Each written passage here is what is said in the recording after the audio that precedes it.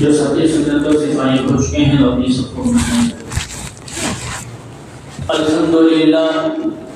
الحمدللہ نحمده ونستعینه ونستغفره ونؤمن به ونتوکل علیہ ونعوذ باللہ من شرور انفسنا ومن سیئات اعمالنا من يهد الله فلا مضل له ومن يضلله فلا هادي له ونشهد أن لا إله إلا الله وحده لا شريك له ونشهد أن سيدنا ومولانا محمدا عبده ورسوله صلى الله عليه وعلى آله وأصحابه وبارك وسلم تسليما كثيرا أما بعد فأعوذ بالله من الشيطان الرجيم بسم الله الرحمن الرحيم هو الذي أرسل رسوله بالهدى ودين الحق ليظهره على الدين كله ولو كره المشركون وقال النبي صلى الله عليه وسلم لو كان بعدي نبي لكان عمر أو كما قال عليه الصلاة والسلام صدق الله العظيم وصدق رسوله النبي الكريم رب اشرح لي صدري ويسر لي أمري واحلل عقدة من لساني يفقهوا قولي۔ ایک مرتبہ نبی اکرم صلی اللہ علیہ وسلم پر درود شریف پڑھیے۔ اللهم صل على محمد وعلى آل محمد كما صليت على إبراهيم وعلى آل إبراهيم إنك حميد مجيد اللهم بارك على محمد وعلى آل محمد كما باركت على إبراهيم وعلى آل إبراهيم إنك حميد مجيد۔ محترم بزرگوں اور عزیز دوستوں، اللہ تبارک و تعالیٰ کا احسان، اللہ کا فضل اور اللہ کا کرم ہے کہ اللہ تبارک و تعالیٰ نے ہم تمام کو نماز جمعہ کے لیے اپنے گھر مسجد جلد سے جلد آنے کی توفیق نصیب فرمائی۔ جو باتیں کہی جائے اللہ تعالیٰ ہم تمام کو ان باتوں پر موت تک عمل کرنے کی توفیق نصیب فرمائے۔ بزرگوں، دوستوں اور عزیزوں، آج کیا تاریخ ہے اردو کی؟ جی محرم الحرام کا کل چاند نظر آ چکا ہے۔ آج محرم کی پہلی تاریخ ہے۔ ذی الحجہ کا مہینہ الحمدللہ مکمل ہوا۔ اب گویا اسلامی اعتبار سے، اردو تاریخ کے اعتبار سے اب نیا سال شروع ہو چکا ہے۔ تو اس کی یعنی محرم الحرام کی آج ایک تاریخ ہے، پہلے تاریخ ہے۔ محرم کا جیسا ہی مہینہ آتا ہے یا چاند نظر آتا ہے تو ہمارے دماغ میں کیا بات رہتی ہے؟ خدا پڑھنے والی ہے، پڑھی گئی نہیں خدا کے سمے میں؟ جی پڑھی؟ یہ ہمارے دل و دماغ میں یہ بات آتی ہے کہ محرم کا مہینہ حضرت حسین کی شہادت کا مہینہ، جب اللہ کے نبی حضرت محمد رسول اللہ صلی اللہ علیہ وسلم کے نواسے اس مہینے میں شہید ہوئے، بے دردی کے ساتھ قتل کیے گئے۔ اور شہادت کی تاریخ کیا؟ بولو ذرا آگے، بیچ میں جگہ بھی ہے، پیچھے والے اساتذہ آگے، پیچھے مت بیٹھو، آگے۔ کیا تاریخ ہے؟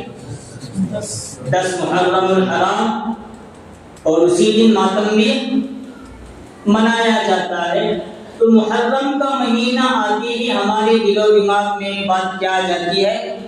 10 محرم الحرام گویا یہ حضرت امام حسین رضی اللہ عنہ کی شہادت کا دن ہے۔ نواسے رسول محرم کے مہینے میں شہید کیے گئے، قتل کیے گئے۔ گویا محرم کا مہینہ کس کا مہینہ؟ غم کا مہینہ، ماتم کا مہینہ۔ اس میں شادی نہیں کرنے کا، اس میں رشتے کے معاملے میں لین دین نہیں کرنے، بس اور بچہ پیدا ہوا تو پھر کرانے۔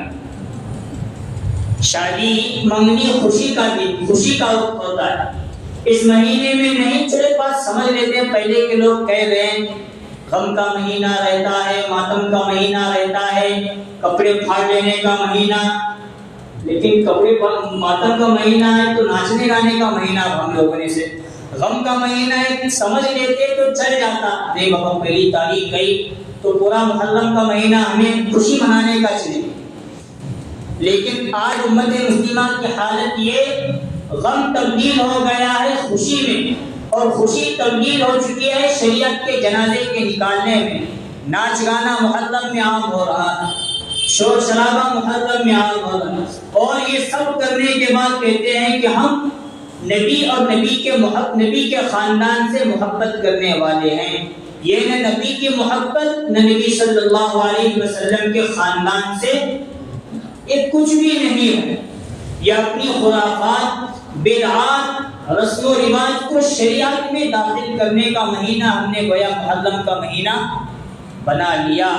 اگر محرم کا مہینہ ماتم کا مہینہ ہوتا تو کئی صحابہ ایسے ہیں جن کی شہادت الگ الگ مہینوں میں ہوئی ہے، ان دنوں میں بھی ماتم منانے کا شریعت کی طرف سے ہمیں حکم ہوتا، لیکن شریعت کی طرف سے محرم کے مہینے کو یا کسی اور مہینے کو غم کا مہینہ یا ماتم کا مہینہ قرار نہیں دیا گیا۔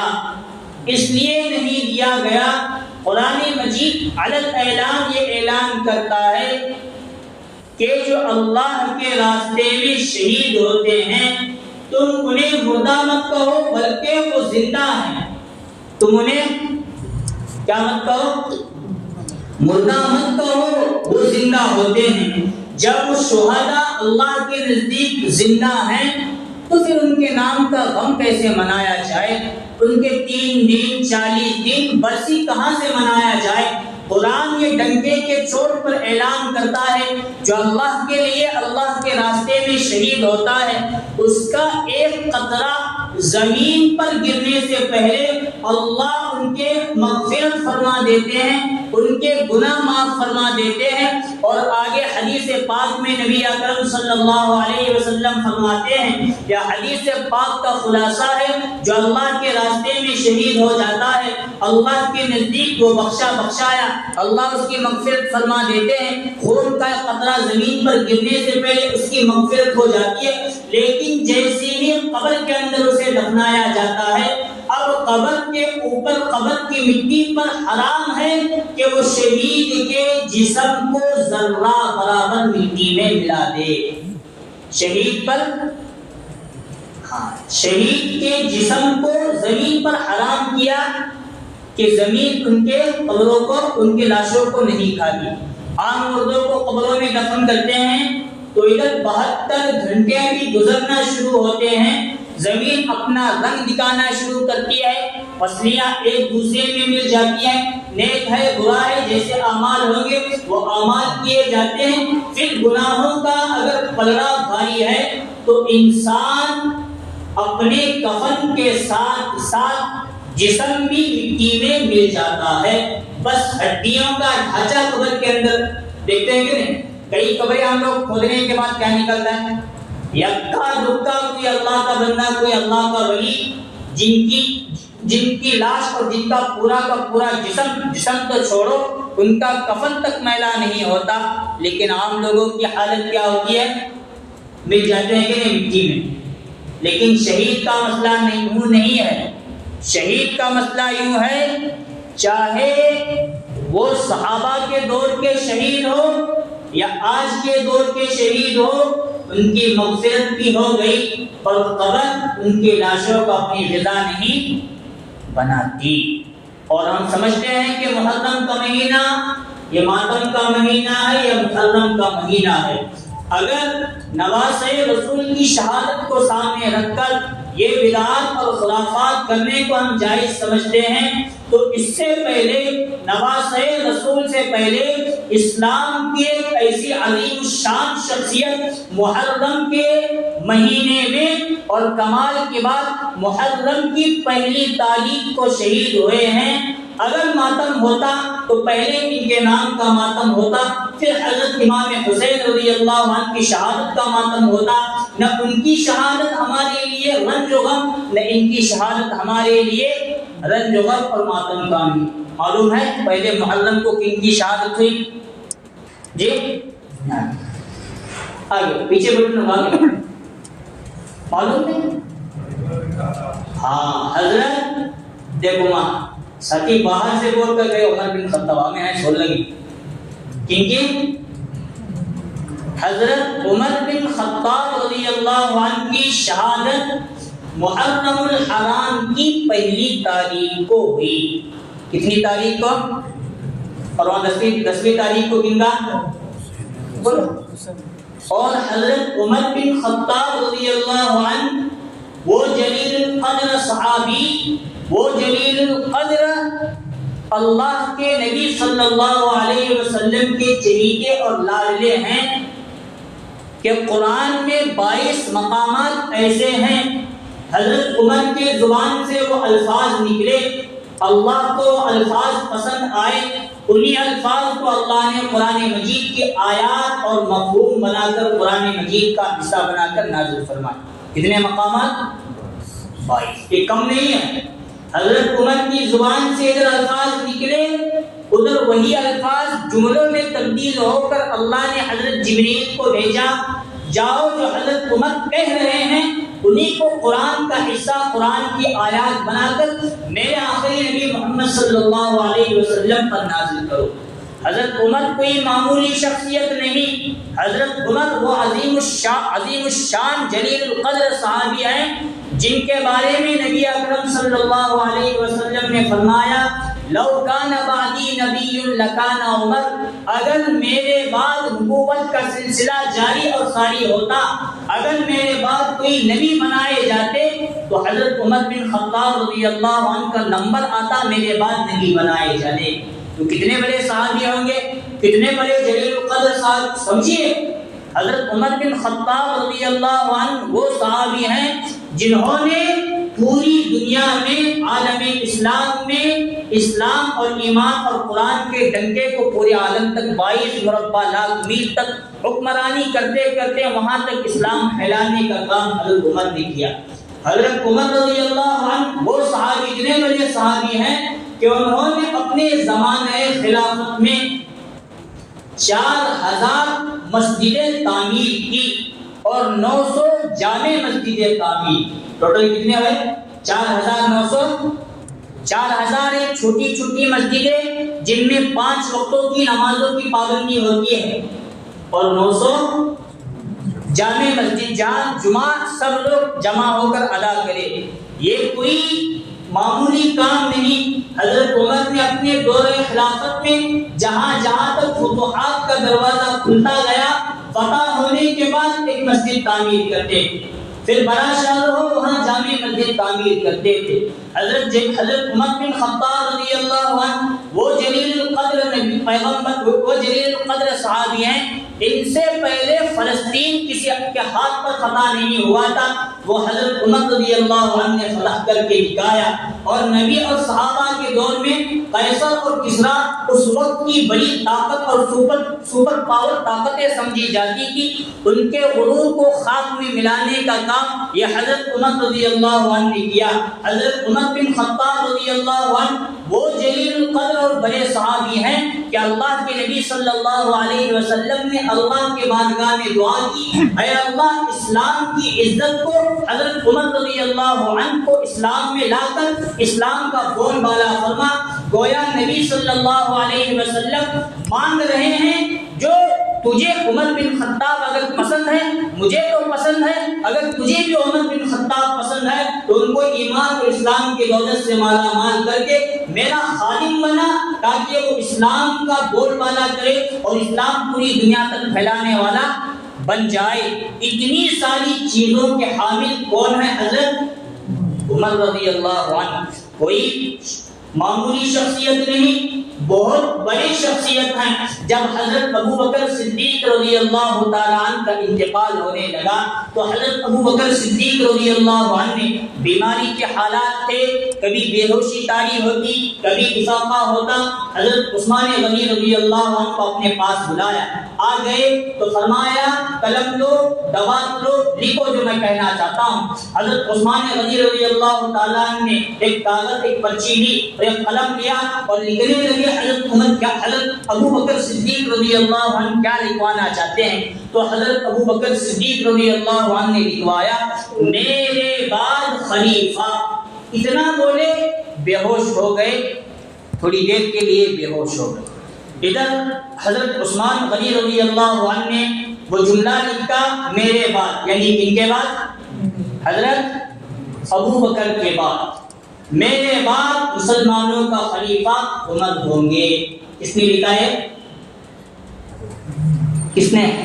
حضرت عثمان۔ حضرت ابو بکر ابھی پورا جملہ اپنی زبان سے نکالے نہیں، وہ کیا نکالے؟ میرے بعد مسلمانوں کا خلیفہ ہوں۔ اتنا کہہ رہے تھے تب تک کیا ہو گئے؟ بے ہوش ہو گئے۔ لیکن آگے کا جو جملہ تھا حضرت ابو بکر کی طرف سے کس نے لکھا؟ حضرت عثمان رضی اللہ عنہ نے۔ جب افاقہ ہوا تو حضرت عثمان جج کے، بے ہوشی سے افاقہ ہوا تو حضرت عثمان کو واپس بلایا اور حضرت ابو بکر نے کہا تم نے ابھی تک کیا لکھا مجھے پڑھ کر سناؤ۔ تو حضرت ابو بکر کے سامنے حضرت عثمان غنی رضی اللہ عنہ نے پڑھ کر سنایا میرے بعد مسلمانوں کا خلیفہ عمر ہوں گے۔ تو حضرت ابو بکر کہنے لگے میں نے عمر کا نام نہیں لکھوایا، لیکن میری دلی خواہش یہی ہے کہ میرے بعد مسلمانوں کا خلیفہ کون بنے؟ اگر تم اس وقت اپنا نام عثمان بن عفان کا نام لکھتے تو مجھے وہ بھی پسند تھا، لیکن میری دلی خواہش یہی ہے کہ میرے بعد مسلمانوں کا خلیفہ کون بنے۔ وہ جب پرچی لکھی گئی تو انتقال کے دن قریب آ رہے تھے تو مسلمانوں کا ایک مشورہ، صحابہ کا مشورہ ہوا۔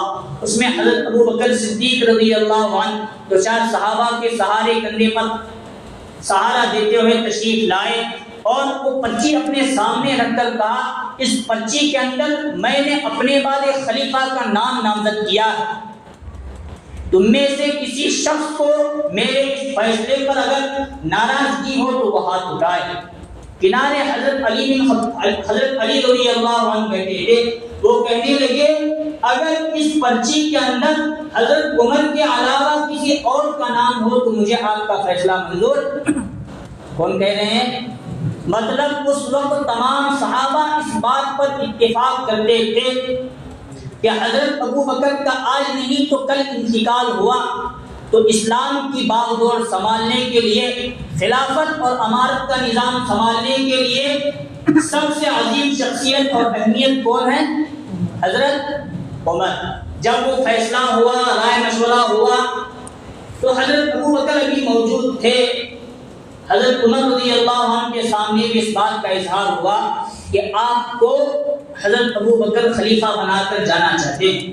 تو حضرت عمر رضی اللہ عنہ کہنے لگے مجھے خلافت، امارت، بادشاہت وغیرہ پسند نہیں، میں غلامی کی زندگی بسر کرنا چاہتا ہوں۔ حضرت ابو بکر صدیق نے کہا عمر یہ نہ سمجھنا کہ میں تمہیں خلیفہ بنا کر جا رہا ہوں، بلکہ اسلام کو ایک عمر جیسا خلیفہ اسلام کو دے کر جا رہا ہوں۔ خلافت میں تمہیں نہیں دے رہا، خلافت کو عمر دے رہا ہوں تاکہ میرے بعد خلافت اور بادشاہت کے نظام صحیح چلے۔ اور حضرت ابو بکر صدیق رضی اللہ عنہ کے بعد لوگوں نے پھر رائے مشورہ کیا۔ حضرت ابو بکر کی رائے تھی، ان کا فیصلہ تھا نہیں تھا، لیکن اب سب سے زیادہ خلافت کے حقدار کون ہیں؟ سب کا اتفاق ہوا کہ حضرت امیر المؤمنین خلیفۃ المسلمین حضرت عمر رضی اللہ عنہ دوسرے خلیفہ بنانا چاہیے۔ جب خلیفہ بنائے گئے تو اب پوری دنیا میں ان کا چرچا تھا، بڑی بڑی سپر پاور طاقتیں جو اپنے آپ میں خدا کہلاتی تھی وہ حضرت عمر رضی اللہ عنہ کے نام سے خوف کھاتی تھی، ان کے نام کا ڈر ان کے پاس تھا۔ بڑی بڑی سلطنتوں کو انہوں نے دھول چٹا کر اپنے قدموں میں لا گرایا۔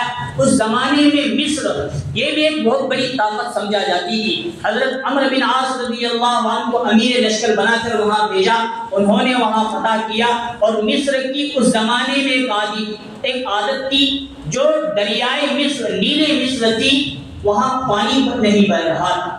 حضرت عمرو بن عاص رضی اللہ عنہ جب وہاں پہنچے تو پانی کا نام نہیں، دریا بہنے کے لیے تیار نہیں، لوگوں کے سامنے چرچا ہوا، ان تک بات پہنچی۔ ہمارے یہاں کا ایک رواج ہے، ایک رسم یہ ہے کہ کنواری لڑکی، بن بیاری کنواری لڑکی اور خوبصورت ہو، وہ ان دنوں میں دریا کے حوالے کیا جائے، تب دریا اپنا پانی بہانا شروع کرتا ہے، ورنہ پانی دریا میں سے نہیں آتا۔ حضرت عمرو بن عاص رضی اللہ عنہ نے حضرت امیر المؤمنین حضرت عمر بن خطاب تک ایک پیغام بھیجا۔ یہاں ایک بدعت، یہاں رسم و رواج اس طرح پھیلی ہے، تو حضرت عمر رضی اللہ عنہ نے پرچہ لکھ کر بھیجا، بسم اللہ الرحمن الرحیم، اللہ کا بندہ عمر بن خطاب رضی اللہ عنہ یہ کہتا ہے اگر تو اللہ کے حکم سے جاری ہے تو جاری ہو، ورنہ ہم لوگوں کو تیری غرض۔ یہ پرچہ بھیجا گیا کہ دریا کے حوالے کرو۔ جیسا ہی وہ پرچہ حضرت عمر کا حکم نامہ دریائے مصر میں رکھا گیا، اتنا پانی دریا میں سے آنے لگا، تاریخ کے کتابوں میں لکھا ہے، اور آج بھی اگر انٹرنیٹ پر دیکھا جائے اس زمانے سے لے کر آج تک وہ دریا سوکھنے کا نام لینے کے لیے تیار نہیں۔ یہ ہے حضرت عمر بن خطاب رضی اللہ عنہ۔ ان کی حکومت انسانوں پر تو انسانوں پر تھی، ان کے زمان عدل و انصاف اتنا تھا کہ کوئی درندہ کسی بکری کا شکار کرنے کے لیے تیار نہیں۔ عدل و انصاف ایسا تھا کہ ہر جگہ حضرت عمر رضی اللہ عنہ کے عدل و انصاف کا چرچا ہوا کرتا تھا۔ اتنے بڑے بہادر تھے، اتنے بڑے عادل تھے، سب کچھ تھے، لیکن جب آخری وقت ان کا بھی آنے لگا تو ان کا آخری حج تھا۔ جب آخری حج سے یہ واپس مدینہ منورہ تشریف لائے، بازار کی گشت کر رہے تھے، حال احوال دریافت کر رہے تھے، تو بازار میں جاتے جاتے حضرت مغیرہ بن شعبہ رضی اللہ عنہ کے یہاں تشریف لے گئے۔ ان کا ایک غلام تھا ابو لؤلؤ فیروز، کیا نام؟ ابو لؤلؤ فیروز اس کا نام۔ وہاں گئے تو اس نے شکایت کی، میرے مالک میرے آقا مغیرہ بن شعبہ رضی اللہ عنہ مجھ پر محصول بہت زیادہ لگاتے، محصول یعنی میں ان کا غلام ہوں تو میری طرف سے کرایہ ان کو زیادہ لگا رہے ہیں، میں دن میں یا ہفتے میں اتنا کما کر ان کو دے دوں۔ تو حضرت عمر رضی اللہ عنہ نے پوچھا کتنے درہم وہ تم سے مانگتے ہیں؟ تو مجوسی نے کہا، اس غلام نے ابو لؤلؤ فیروز نے، ہر روز کے 2 درہم مجھ سے وہ کام کے عوض طلب کرتے ہیں۔ تو حضرت عمر رضی اللہ عنہ نے پوچھا تو کام کیا کرتا ہے مجھے بتا۔ تو اس نے کہا میں پتھروں پر نقش بناتا ہوں، نقش و نگار کرتا ہوں، ڈیزائننگ کا کام کرتا ہوں پتھروں پر۔ تو حضرت عمر کہنے لگے جو کام تو کرتا ہے ایسا کام کرنے والا پورے مدینہ مکہ میں چھوڑو پورے ملک میں کوئی نہیں ہے۔ جب تو کام اتنا بہترین کرتا ہے تو تیری ملکیت اور تیری آمدنی بھی زیادہ ہے، تو 2 درہم ہر روز کے کچھ بھی نہیں، 2 درہم کسی طرح دیا۔ تو حضرت عمر رضی اللہ عنہ نے آگے اس سے فرمایا میں نے سنا ہے تو ابو لؤلؤ فیروز چکیاں بہت اچھی بناتا ہے، تو میرے لیے ایک ایسی بہترین چکی دے کہ وہ ہوا سے ہلنے والی ہو۔ تو اس نے کہا اب تمہارے لیے ایسی چکی میں بناؤں گا، اس کا چرچا مشرق سے لے کر مغرب تک، مغرب سے لے کر مشرق تک بجنے والا اس کا چرچا۔ حضرت عمر سمجھے وہ بات، مطلب مجھے کیا دے رہا ہے؟ دھمکی دے رہا ہے قتل کرنے کی، مارنے کی دھمکی۔ کون دے رہا ہے؟ کون کس کو؟ ایک غلام آقا کو دے رہا ہے۔ اور آج دے کر دکھائے تو ادھر ادھر کا اسٹیٹس لگائے تو پکڑ لے کر جاتے ہیں، دھمکے دے تو الگ، ظلم کی انتہا یہاں تک۔ اور وہاں عدل کی انصاف اور عدل یہاں تک تھا، ایک غلام سرے بازار امیر المؤمنین اور بادشاہ وقت کو دھمکی دے رہا ہے میں تمہیں قتل کروں گا، اور حضرت عمر چھوڑ دے دیکھ لیں گے، پہلے کر کے نکاح بعد میں دیکھ. حضرت عمر آگے چلے گئے. دوسرے دن صبح کی نماز کو حضرت عمر رضی اللہ عنہ کی ایک عادت تھی، لوگوں کو اٹھاتے جاتے. نماز کا وقت ہوا. اب جا کر مصلی پر کھڑے رہے ہیں اور سورہ فاتحہ پڑھ کر قرات کر رہے ہیں. وہ مجوسی غلام، وہ ابو لؤلؤ فیروز، اس نے منصوبہ بنایا کہ خنجر ایک چاقو کو زہر میں ڈبا کر رکھا اور زہر آلود خنجر لے کر صفوں کے درمیان پہلے ہی آ کر وہ کھڑا رہا اور انتظار کرنے لگا کب امیر المؤمنین آئے حضرت عمر اور کب نماز پڑھانے کے لیے کھڑے رہے اور کب جا کر میں ان کا قتل کروں. کسی کو اس کے پلان اور ارادے کا اظہار تک اس نے ہونے نہیں دیا اور جا کر حضرت عمر نماز پڑھانے لگے. وہ بندے نے حضرت عمر کی پیٹھ پر وار کیا. اس کا اثر نہ ہونے کی وجہ سے پھر پیٹ پر 3 مرتبہ خنجر اس طرح وار کیا کہ پیٹ پر وار کر کے اس کو اوپر چڑھاتا ہوا آنکھوں تک ہتھیلیوں تک لے آیا. اب خون اتنا بہنے لگا کہ حضرت عمر بے ہوش ہو کر پڑے اور وہ بندہ صفوں کو چیر کر بھاگ جانا چاہتا تھا، لیکن صحابہ کی صفیں اتنی مضبوط تھی کہ اسے باہر جانے کے لیے موقع نہیں ملا. اس نے کئی اور صحابہ کو بھی گھائل اور زخمی کیا اور صحابہ پھر بھی نہیں ہٹے تو اس نے اپنے ہی خنجر سے اپنا قتل کر لیا اور وہیں پہ مر گیا. ادھر ابھی نماز مکمل نہیں ہوئی، حضرت عمر بے ہوش ہونے کی وجہ سے ان کو مصلی سے سرکایا گیا. حضرت عبد الرحمن ابن عوف رضی اللہ عنہ آگے بڑھے، انہوں نے نماز کو مکمل کیا. نماز مکمل ہونے کے بعد حضرت عمر رضی اللہ عنہ کو لے جایا گیا. یہ جو زخمی ہوئے اور جو وار ہوا 27 ذی الحجہ کی تاریخ تھی. پھر اس کے بعد 5 دن تک حضرت عمر رضی اللہ عنہ بیماری کی حالت میں رہے. خون جاتا رہا، پانی کھانا کھلاتے تو وہ آنتوں سے نکل کر چلا جاتا. بیماری کی حالت میں یہ سلسلہ رہا. انتقال کب ہوا؟ جب 27 کو زخمی ہوئے. 27 28 29 30 ایک محرم الحرام. کتنے ماتم؟ اگر وہاں 10 محرم کو ہے یا کرنا چاہیے تو پہلے کس کا کرنا چاہیے؟ بس یہ آپ سمجھ لیجیے. الحمدللہ ایکسمبا کے لوگ بیانات سن کر بیانات کرنے والے ہوتے ہیں. عمل کرنے والا کون بنے کا معلوم، سمجھدار بن چکے ہیں.